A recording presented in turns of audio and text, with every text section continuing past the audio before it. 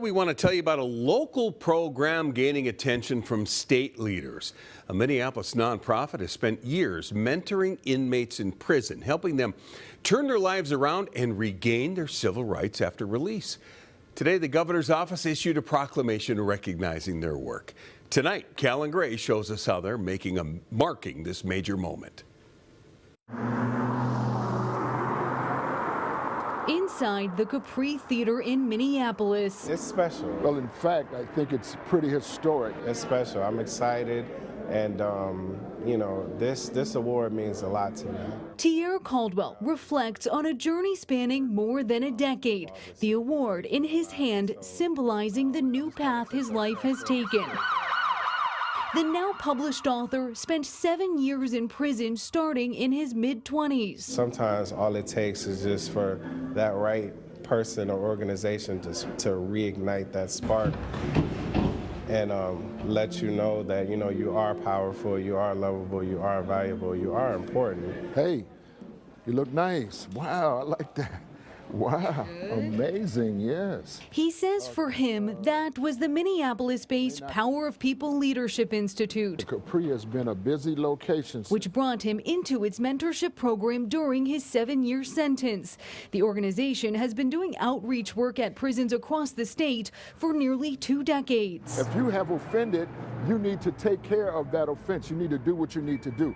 But we also believe that everybody deserves a second chance. Shane Price, the organization's co-founder, tells us they visit a different prison each day of the week. We talk about what does it mean to really be a human. Unpacking what may have caused them to commit a crime. Unfortunately, sometimes the paradigm for criminal behavior overwhelms the thinking of the young mind. And it seems like this is a rite of passage, and it really is not. And we have to go back in some ways and reestablish what is correct for our young people and for their thinking. They've reached about 6,000 people through the years. Eric Washington, hello. What's important about the replanting program is that when you're released, you're replanted in fertile soil. Last name? The man, I looked up to the man. Since his release from prison, Caldwell has worked for the organization full-time, helping others find employment, housing, education, training, and what else they need as they transition out of incarceration. You can have a program. I mean, where do you think you'd be without this program?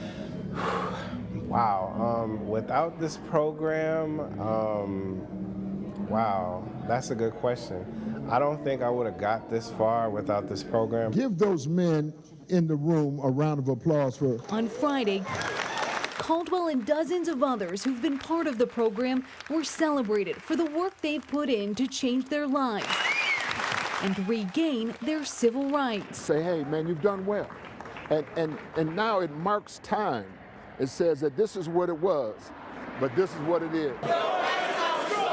For Caldwell, the ceremony is symbolic. I'm trying not to cry. He officially regained his rights in 2016. I actually took my son with me to vote, and I actually let him put my ballot in for me so he could learn the significance of voting. A powerful process, he says, changing communities. Individuals who are released and they get involved with civic engagement, they don't reoffend.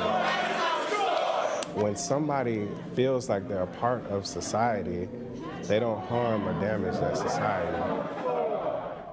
Caldwell regained his voting and other rights after he completed parole. He is advocating for policy changes to allow formerly incarcerated individuals to regain their civil rights as soon as they're released. Right now, it can be a years-long process, Kevin. Callan, you really captured that positive energy tonight. We really haven't seen anything like this. This was a historic event. I was told it's a first-of-its-kind ceremony, but they tell us they hope this will become more common. Price pointed out it's a tough journey, and it's important to recognize the successes of those they work with. And as you mentioned, their positive impact was recognized by the governor and other state officials tonight. Well, really nice job, and good luck to all those people. Thanks, Callan.